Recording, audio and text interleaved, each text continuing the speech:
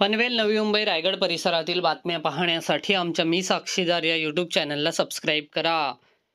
Mumbai-Pune express हायवेवर भीषण अपघात झाला असून जवळपास 15 ते 20 गाड्यांचा अपघात झाला आहे.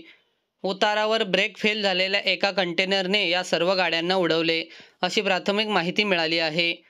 मुंबई लेनवर खोपोली पोलीस ठाण्याच्या हद्दीत नवीन बोगद्यापासून फूड मॉल हॉटेलपर्यंत अनेक चारचाकी आणि मोठ्या गाड्यांना ठोकर बसली. सुदैवाने यात कोणतीही जीवितहानी झाली नसल्याची माहिती समोर आली आहे. मात्र या अपघातात अनेक जण जखमी झाले आहेत. या अपघातात वाहनांचे प्रचंड नुकसान झाले आहे.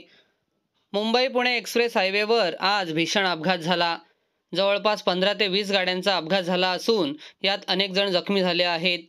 उतारावर ब्रेक फेल झालेल्या एका कंटेनरने सर्व गाड्यांना धडक दिली. मुंबई लेनवर खोपोली पोलीस ठाण्याच्या हद्दीत नवीन बोगद्यापासून फूड मॉल हॉटेलपर्यंत अनेक चारचाकी आणि मोठ्या गाड्यांचा अपघात झाला आहे. सुदैवाने या अपघातात कोणतीही जीवितहानी झाली नाही. मात्र अनेक जण जखमी झाले आहेत. या अपघातात वाहनांचे मोठ्या प्रमाणात नुकसान झाले आहे.